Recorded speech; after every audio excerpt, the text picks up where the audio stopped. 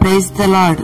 మన ప్రభువైన యేసుక్రీస్తు నామంలో అనుదిన దైవకృపా కార్యక్రమం ద్వారా ఈ దినం దేవుని మాటలు వింటున్న దేవుని బిడ్డలైన మీ అందరికీ హృదయపూర్వక వందనాలు తెలియపరుస్తూ ఉన్నాం. ఆయన ఉన్నతమైన కృప ఈ దినమంతా మీకు తోడైయుండునుగాక.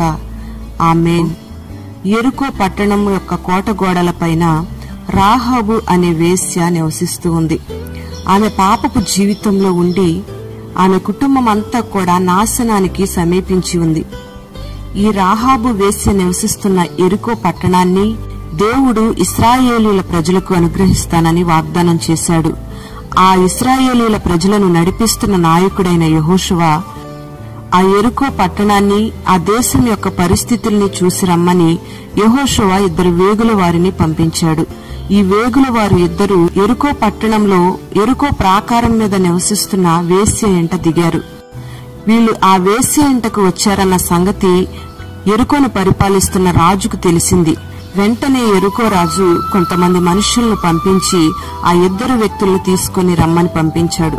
వెంటనే ఆ మనుష్యులు వేశ్య ఇంట ప్రవేశించినప్పుడు రాహాబు అనబడే ఈ వేశ్య వేగుల వారైన యెహోషువ పంపించిన ఈ 2 మనుషులను మిద్దె మీదకెక్కించి జనపకట్టలు వారి మీద ఉంచి వారిని దాచిపెట్టింది.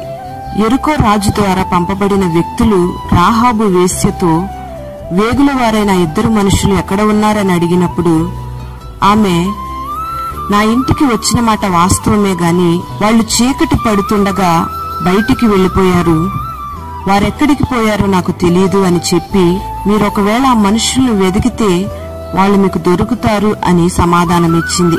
వెంటనే రాజు పంపిన ఆ మనుష్యులు ఈ వేగుల వారిని వెదకడానికని వెళ్లిపోయారు.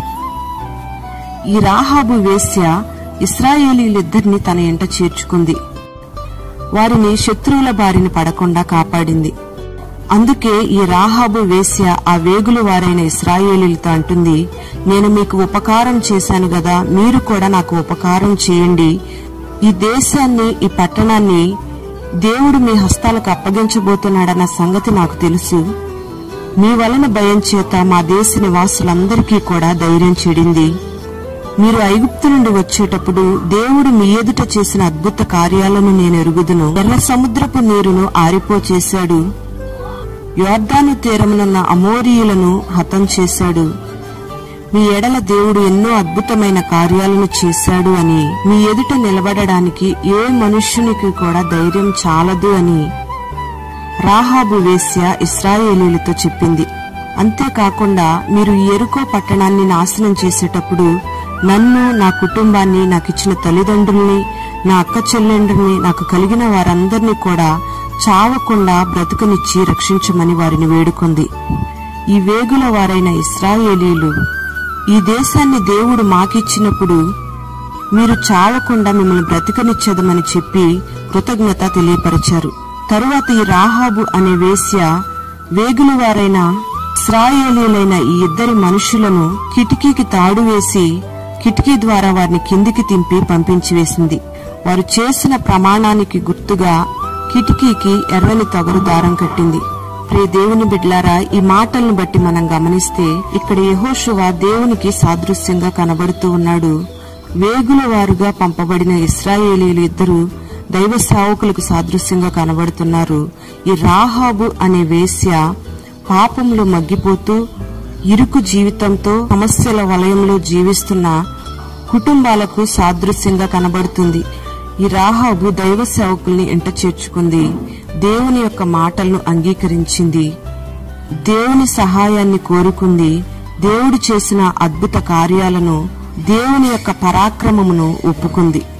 ఎర్రని దారము అంటే యేసు రక్తము అనే రక్షణ ద్వారా ఆమె కుటుంబాన్ని, ఆమె బంధువులందరినీ కాపాడుకుంది.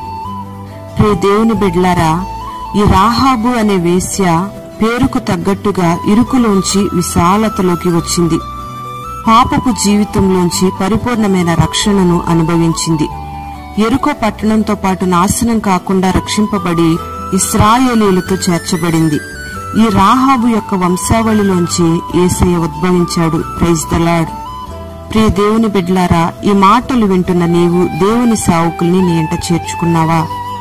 వారు చెప్తున్న రక్షణ సువార్తను విని మారు మనస్సు పొంది బాప్తిస్మాన్ని పొంది పరిశుద్ధాత్మ అభిషేకంతో నింపబడుతున్నావా?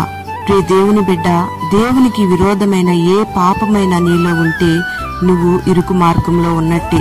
ఈ ఇరుకు మార్గంలోంచి నువ్వు విడిపించబడి సువిశాలమైన నూతన యెరూషలేం పట్టణంలోకి అడుగు పెట్టాలి అంటే యేసయ్య రక్తం చేత నువ్వు నీ కుటుంబం కడగబడాలి. దేవుని మాటలను వినాలి. పరిశుద్ధాత్మ అభిషేకం చేత నువ్వు నింపబడాలి. అప్పుడే ఇరుకు మార్గంలో ఉన్న రాహాబు రక్షించబడిన రీతిగా నీవు నీ కుటుంబం నరకం నుంచి తప్పించబడతారు, ఇరుకు మార్గం నుంచి విడిపించబడతారు. ప్రియ దేవుని బిడ్డలారా, ఈ దినాన అనేక మంది దేవుని యొక్క రక్షణ సువార్తను వింటున్నారు గాని ఆ సువార్తను అంగీకరించడం లేదు. దైవ సేవకుల్ని ఎంట చేర్చుకుంటున్నారు గాని మారు మనస్సుకు, బాప్తిస్మానికి, పరిశుద్ధాత్మ అభిషేకానికి ఏ మాత్రం అవకాశం ఇవ్వడం లేదు. అందుకే ఈ దినాన అనేక కుటుంబాలు ఇరుకు మార్గంలో నివాసం ఉంటున్నాయి.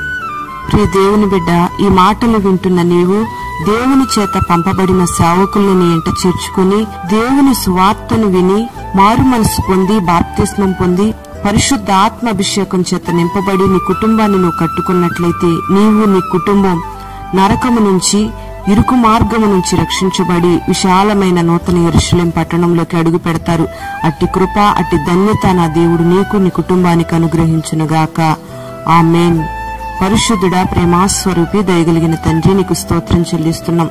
ఈ దినం ఈ మాటలు విన్న బిడ్డలందరినీ పేరు పేరున మీరు దీవించండి. వారు ఏ పరిస్థితుల్లో ఉన్న ప్రభా బిడ్డల్ని విశాలమైన మార్గాల్లోకి మీరు నడిపించమని ప్రార్థన చేస్తున్నాం.